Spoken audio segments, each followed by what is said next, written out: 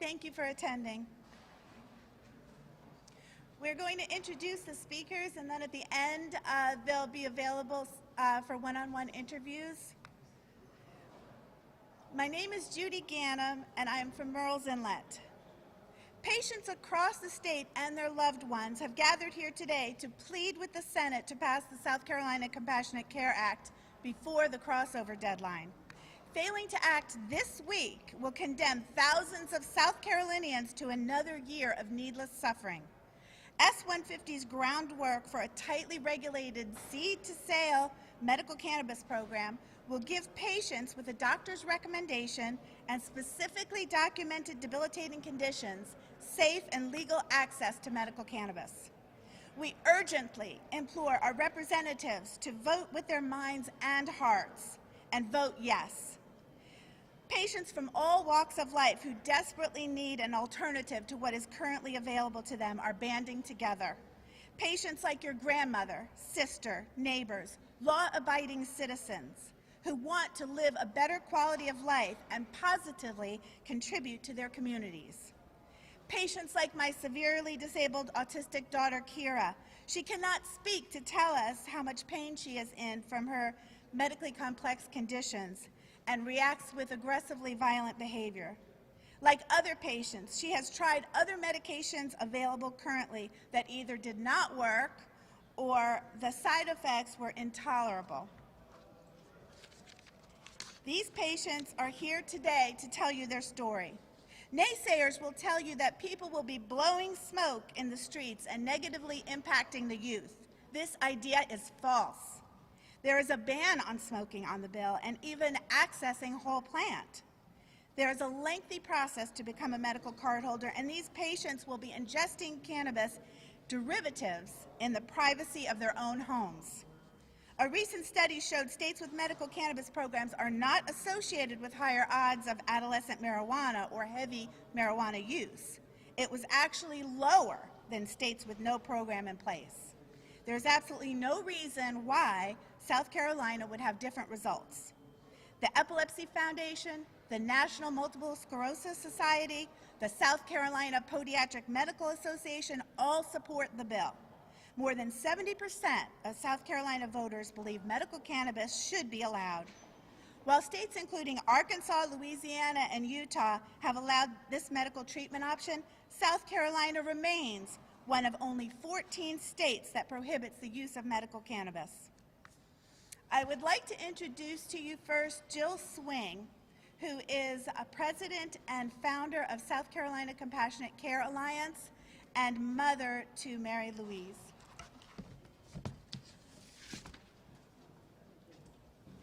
Thanks, Judy. I've been coming to Columbia to advocate for legalization for medical cannabis for my daughter, Mary Louise, for 7 long years. This is actually my 8th session if you count the year that we passed the CBD law in 2014. But as a mom, I will never give up on my daughter, and I'll never, ever give up on fighting for access to medicine that I've seen firsthand greatly improves her quality of life. Thank you to the members of the press for being here, and thank you to our lawmakers and supporters, as well as our patients, for attending this press conference today. I'm very grateful for the many lawmakers who have stood up for patients in South Carolina in an effort to provide them with relief from their debilitating illnesses, many of whom are standing behind me today. But first, I'm honored to now introduce to you the sponsor of the South Carolina Compassionate Care Act from Beaufort, Senator Tom Davis.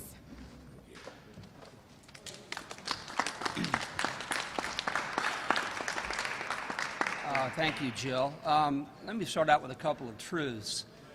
First of all, there's no longer any debate about whether or not cannabis or marijuana can be of medicinal benefit. That's an argument that's been put to bed. The 2017 report by the National Academy of Sciences reviewed over 10,000 scientific abstracts and concluded that there was conclusive evidence that cannabis can be of medicinal benefit for many purposes: chronic pain, neurological disorders. I mean, that is not in dispute anymore. So let's go ahead and establish that one fact.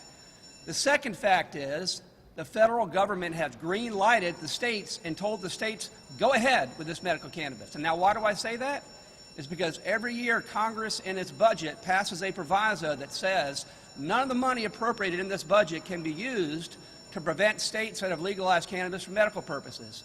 We know that because the executive branch has said the same thing to the U.S. attorneys and the Department of Justice. You are not to commence any action to challenge any states that have legalized cannabis for medical purposes.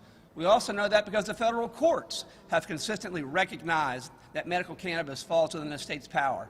So if there is no dispute that cannabis has medicinal qualities to it that are beneficial to so many people, and there's no argument that the federal government's going to stand in the way, and look, how can there be an argument when you've got 36 states in the District of Columbia that have legalized it? Not one single law has been challenged in any event.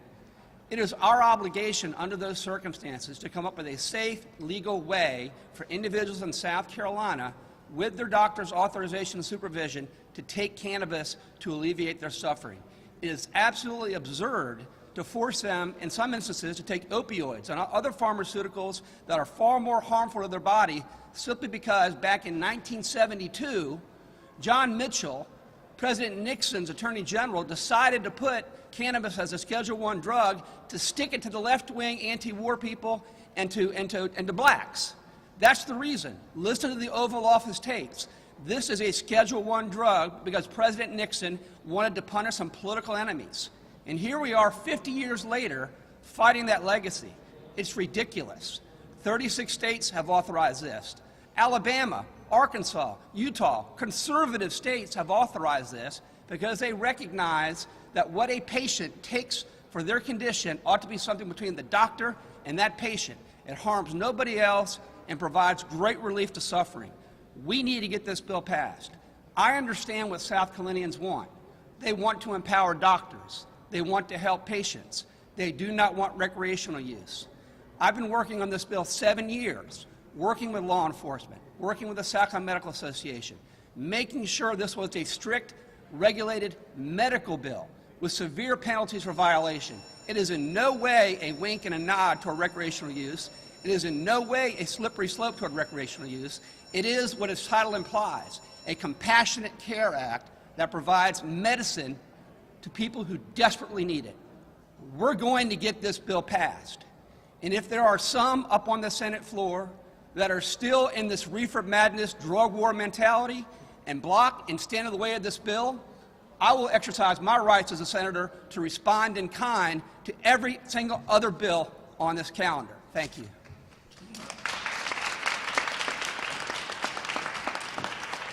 So for members of the press and for the sake of our lawmakers who I know they have to get into session in a few minutes, we're going to deviate slightly from the plan. If it's okay and if y'all will stick around, I'm going to have Senator Stephen Goldfinch speak next and then allow y'all to ask questions of the lawmakers, and then we'll bring on our patient speakers. So right now I'd just like to introduce Senator Stephen Goldfinch from Georgetown. Thank you.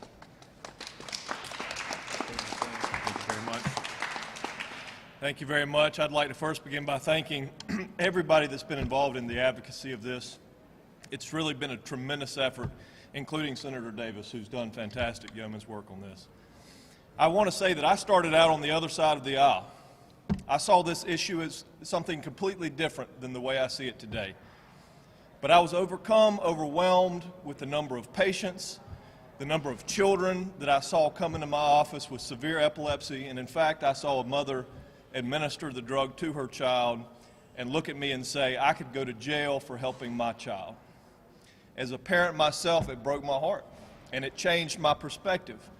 And I began to realize what we are doing as a state is denying people that need it the most, denying people that have severe disabilities and pain, for the sake of trying to keep a drug out of the hands of a druggie. Ladies and gentlemen, I find that to be abhorrent. The same analogy can be said about masks or gloves. We should ban masks and gloves for doctors or nurses' use because guess what? A bank robber may use them to rob a bank. It is a ludicrous argument that we continue to make at the government level, and it needs to stop now. It needs to stop today. Anybody on the Senate floor that is continuing to challenge this mentality is pushing back against the forces of nature and the forces of society and the forces of history, because we are moving in the right direction. We are on the right side of history, and I would encourage each and every one of you that are listening to the sound of my voice to call your senator, call your representative, and tell them to get on the right side of history. Thank you.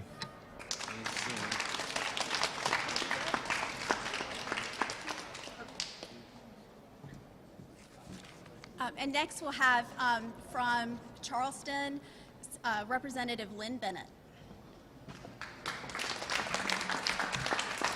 Thank you so much. This has been such a long, long fight that didn't need to be this long. And I encourage the Senate to get this bill out of their chamber and to our chamber, where we can continue the fight to bring relief to people who need this medication, because that's what we're talking about, my friends, a medicine, so that their lives can be better, improved, so that they can function like you and I do, so that they can relieve pain and suffering. I've supported this bill for 7 years, and I will continue to support it, but I hope this is the last year that we ever have to worry about it. So senators, get it passed. I'm here. Thank you all. Okay, and now if I can have Senator Davis and I don't know, did we lose Senator Goldfinch? If you want to come and just answer a few questions, if you have a minute. Sure, I'd be happy to. Other questions?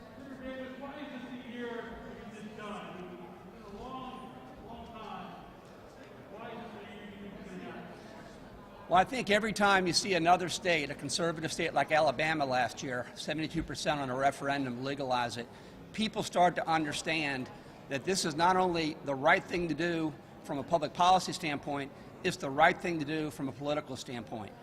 I can't think of any other issue in South Carolina where 70% of South Carolinians agree. But guess what? 70% of South Carolinians, irrespective of their political party, agree that cannabis ought to be made available to patients with a doctor's authorization and supervision. So you can only have that separation between what the people want and what politicians deliver for so long. At some point in time, that gap breaches.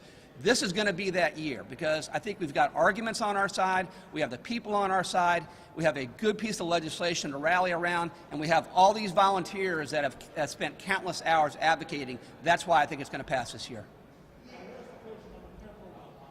I'm sorry, sir?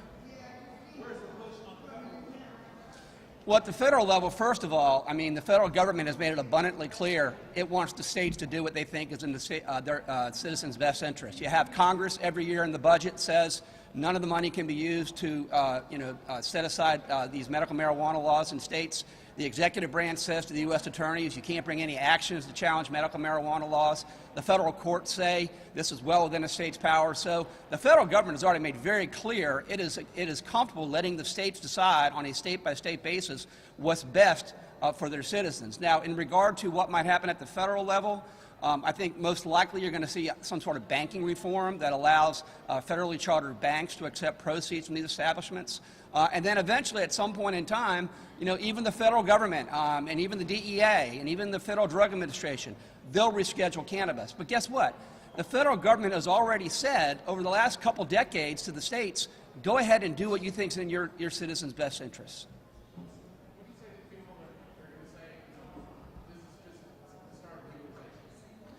Well, it is a start of legalization for medical purposes. I mean, it's going to, in regard to recreational use, every single time I have asked law enforcement, what can we put in this bill to make sure it's not a slippery slope, we put it in this bill. As was mentioned before, there's no smoking of cannabis because they say that's the way people recreationally consume it, and we want to draw a sharp distinction. They wanted to have seed-to-sale tracking systems to know where the cannabis is at all times. They want to have felony penalties in regard to violation. I mean, every time we've asked to say, we want this to be a medical bill, help us reinforce that, we've incorporated their changes. So I think that their concerns are misplaced in that regard. Is there any good reason why this shouldn't happen? I'm sorry? Any good reason why this shouldn't happen? Well, I mean, you still have some individuals who culturally grew up thinking that marijuana was something that was only smoked recreationally. I think the last couple of decades, science has shown that there are tremendous medical properties to this. It can help people who are suffering that traditional pharmaceuticals cannot address. There is absolutely no good reason in 2021 for this bill not to pass. What we're doing is empowering doctors. We're allowing doctors to do what they think is in their patient's best interest and what science has conclusively shown can be in their best interest. Jill Swing's child, suffering 100 seizures, 200 seizures an hour. I mean, that is no quality of life. Taking cannabis oil alleviates those seizures and allows that child to have a life. That's just one of thousands of examples. I have a constituent, Margaret Richardson, who's got a neurological problem in her face, where sometimes she wakes up screaming. She says, howling like an animal in pain, doubled over. No pharmaceutical drugs that have been given to her helps her, but one puff of a marijuana cigarette, the pain goes away like that. Ask yourself this: if that were your child, if that were your wife, if that were your brother or sister, and they had something sitting on the bedside table that could take away that pain, would you deny that to them? Would you tell them, I'm sorry, you have to sit back and howl in pain until somebody up in Washington, D.C. and the FDA decides to reschedule this? No, you wouldn't do that. No rational, sane person would do that. And so what does she have to do now? What do thousands like her have to do now? They have to go out and buy it illegally. And they don't know what's in it. It's not tested. This bill calls for it to be a pure product, labeled, no adulterants, safe for consumption. That's the humane thing to do. That's the compassionate thing to do. There is absolutely no rational reason to deny passing this bill. Thank you all.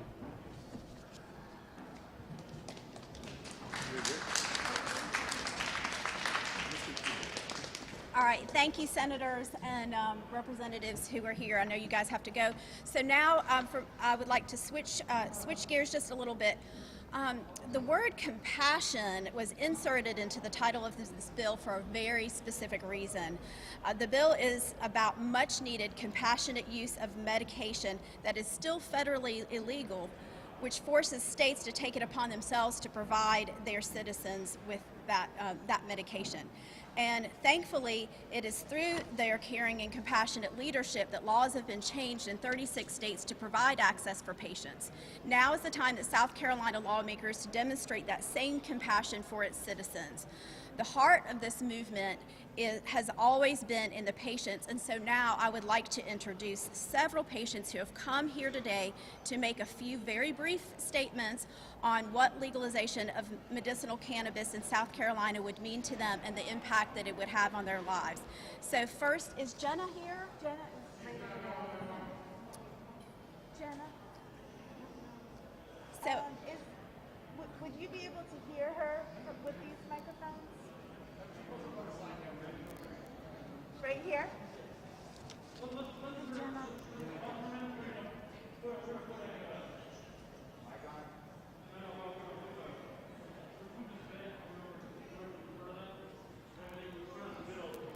Sorry, Jenna. so maybe I'll have you go after Jenna, just since y'all are on the same level. Although Mac has a few inches on Emma. Right, yeah. I can hold on to that book. What about yours?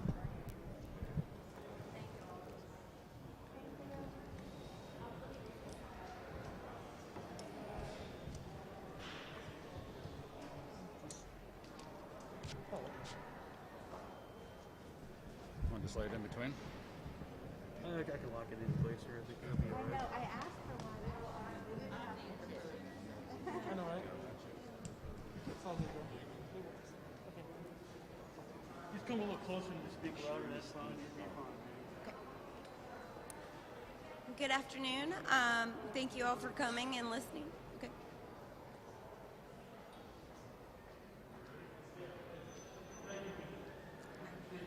Good afternoon. Thank you all for coming and listening to us. I was born and raised here in Columbia, South Carolina. I moved to Tucson, Arizona for college and stayed there for 15 years. But about 12 years ago, I was in a terrible car accident with my husband, and I endured a spinal cord injury, which caused me to be paraplegic. I can no longer walk, and I and that wasn't the hardest thing that I had to go through on this journey, which was actually gastroparesis that was caused by the spinal cord injury. This disorder basically stops your stomach from digesting and puts it in reverse, and I'm unable to stop vomiting without going to the hospital and receiving IV meds and fluids. And even with the IV meds, sometimes it can take several days for the vomiting to stop. So medical marijuana legislation was passed in Arizona, and I became a card-holding patient. The first time that I tried it, I was in my worst-case scenario. I was vomiting for hours, about to go to the hospital. I tried it. 2 hours later, I came out of the room and was ready to get something to eat, which had never happened before. I had tried every medication that the doctors gave me, and none of them helped at all. So I was in a desperate situation, and I needed help. I was consistently spending 15 or more days in the month of the month in the hospital, and after I tried it, I stopped having to go to the hospital. I had less and less bad days. And I was finally able to eat a healthy diet and become a healthy person again. I was also able to meet many other medical marijuana patients, and I was also inspired by their unique stories on how it helped them. I met vets who fought for this country with PTSD. I met chronic pain patients that were able to reduce or stop using opioids as painkillers. I met people with cancer that were able to reduce their suffering, and I met people with seizure disorders that can now live normal lives, and countless others. There are so many sick people just like me who need this chance. They have so much value to offer the community, but they are sick and they have tried everything else. Medical marijuana was a large part of the reason that I stayed in Arizona so long, but I needed the support of my family. But choosing between your health and well-being and having the support of your family was a very tough decision for me. Medical marijuana was a miracle for me, and it was a cure that didn't exist before. I no longer had to spend all of my time being in the hospital and recovering from being in the hospital. I could enjoy my life, take back my life, and most of all, become a contributing member of society again and be with the people that I love. I could work again because it wasn't the disability that you see that was ruining my life. It was the one that you couldn't see. Since moving back here, I am unable to work like I used to because I spend a lot of my time being sick. So I am pleading with you, help me become a contributing member of society again and help me get my life back again. Thank you all. Yeah, my first name is Jenna, G as in George, E-N-N-A, and my last name is Vandestowe, V-A-N-D-E-S-T-O-U-W-E.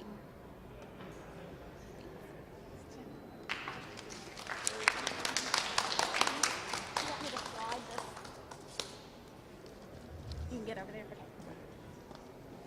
Just sit right there. This is Matt Hudson. I'm going to let him introduce himself since he's closer.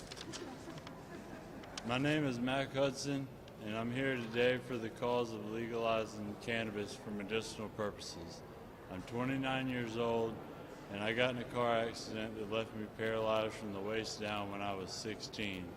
I shattered my L1 vertebrae, fractured my skull, and my C1 vertebrae in my neck. I have been to multiple doctors and surgeons and tried many different procedures over the past 13 years trying to figure out the cause and solution for my unbearable daily chronic pain I live with. Through all of that, I still managed to graduate high school in time, continue to college to get an associate's degree, and have been working as an AutoCAD technician for a civil engineer for the past 6 years.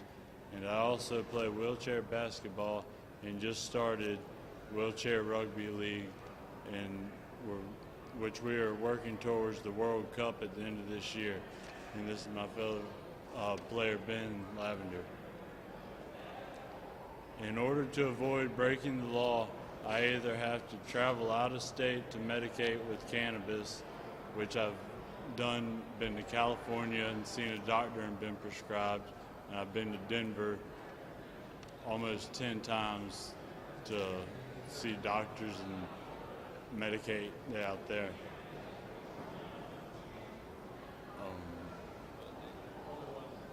I either have to travel out of state or sacrifice my long-term health and take opioids every day, which you hear about people overdosing from on a daily basis, or I just have to live with the ridiculous pain and not enjoy life, and that's no exaggeration. I'm very thankful for law enforcement, and I even have 2 K-9 officer buddies that support my effort to better my life. But from what I've seen on the news, the Chief of SLED, Mark Keels, would rather me have to live in pain or take these pills, which there's 90 Percocets in this bottle right here, and I've worked down from taking 240 pills per month to these in order just to live a daily life. So if we can legalize cannabis this year, that would be one less year that people have to depend on opioids or sacrifice and live with chronic pain all day, every day. So if y'all could just take into compassion and think about your own self and your own family members that may or may not be in this situation, but to live with pain all day, every day is the hardest thing that I struggle with. Thank you. Can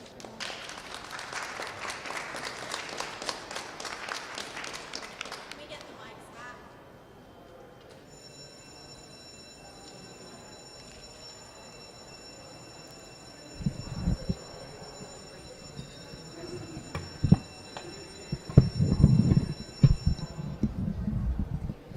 Thank you.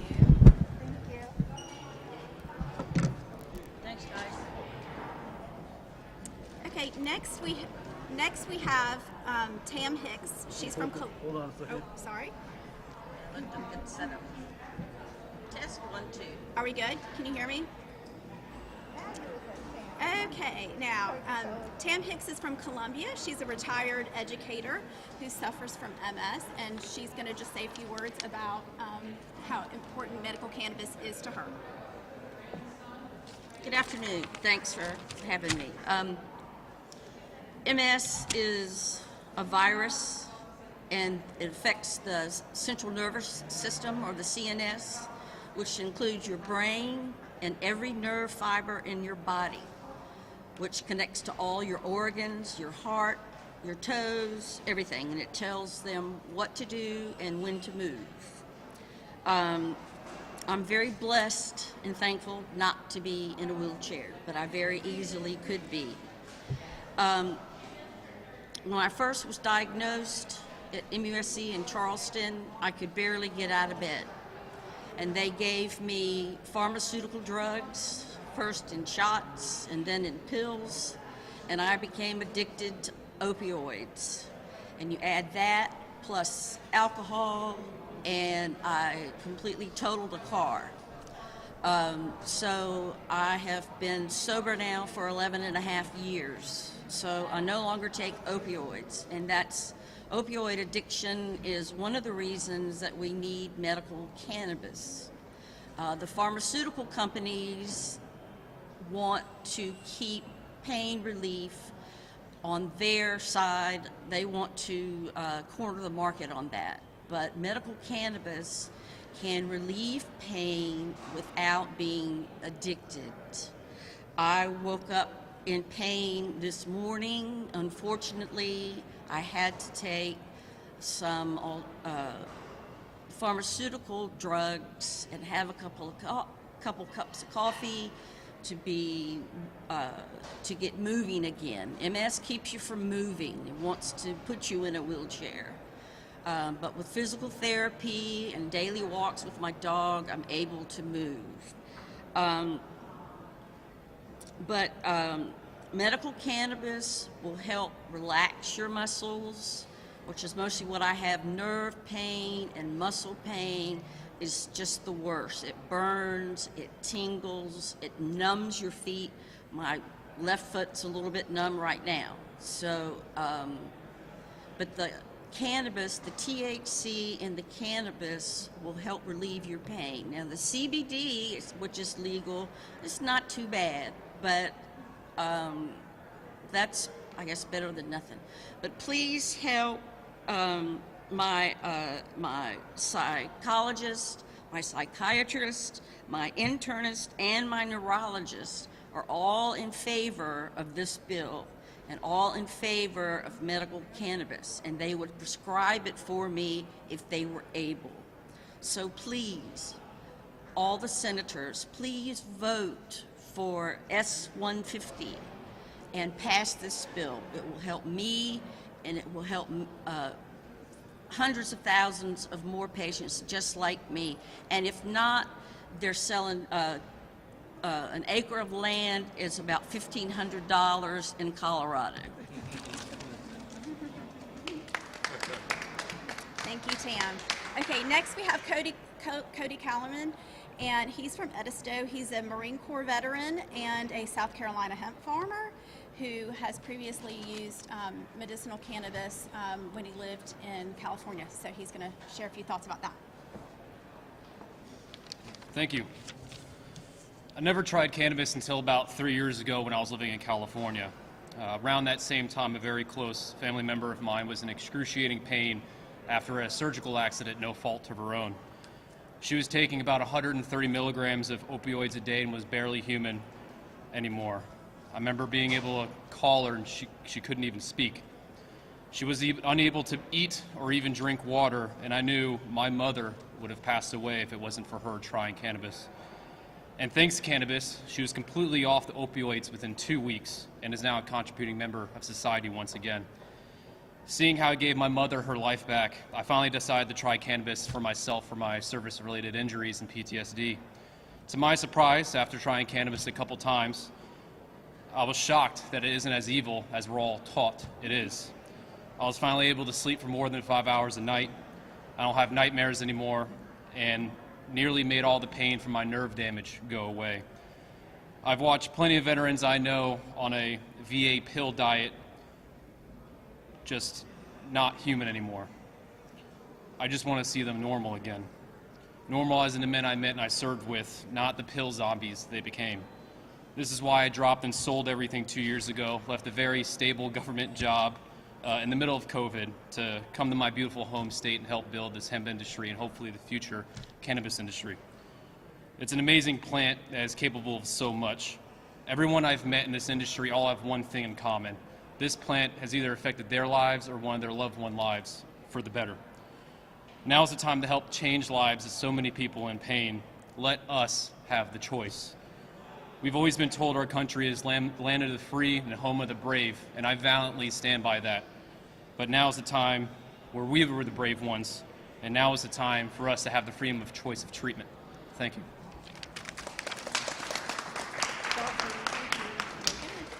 Okay, next is Michael Harvey from Lexington. He's a 39-year veteran, a registered nurse who serves on the board of the American Cannabis Nurses Association as well as the South Carolina Compassionate Care Alliance. Mike?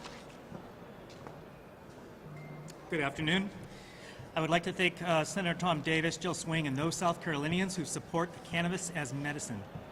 As a registered nurse and a veteran over 39 years in the Army, actually, I plead with our legislators to approve the medical cannabis bill, Senate Bill 150. This would benefit many patients with specific medical conditions whose current medications are not managing the signs and symptoms of their diseases. This bill would also allow for safe access for this medication. Statistics show that approximately 18 veterans take their lives each day. Many of our veterans have tried and failed their current FDA-approved medication options. Medications such as selective serotonin reuptake inhibitors, the SSRIs, serotonin norepinephrine reuptake inhibitors, SNRIs, along with benzodiazepines have been in use for years, yet are nowhere near 100% effective. Many veterans make their final decision to end their lives following failed treatment options. No American should have to resort to taking their life to stop their pain and suffering. As a registered nurse who has taken the time to evaluate the mountains of peer-reviewed, evidence-based research, I fully support this bill. Research is being conducted both here in the United States, Israel, Canada, United Kingdom, and other developed countries. Cannabis education needs to be more accessible to our healthcare providers, our nurses, our pharmacists, and the general public to stop the stigma against medical cannabis. It is time that we stop living in the cannabis prohibition era based on reefer madness and fully utilize medical cannabis based in science and not fear. Thank you for your time for me to speak, and please support the medical cannabis bill, Senate Bill 150. Thank you. Okay. So thank you to the members of the press for being here. All the individuals will be available for questions individually or if you have questions after, but I would like to close with this one statement. As you know, most of you know, the motto of our state is Dum Spiro Spero, while I breathe, I hope. And the hope of these patients here today and thousands across the state who could also benefit from the legalization of medicinal cannabis lies in the hands and in the hearts of 170 lawmakers who are in these two chambers above us. We are here today to plead with all of them. Don't put that hope on hold any longer. Do y'all have any questions? Or if you want to speak with individuals, that's fine too. We good? Okay.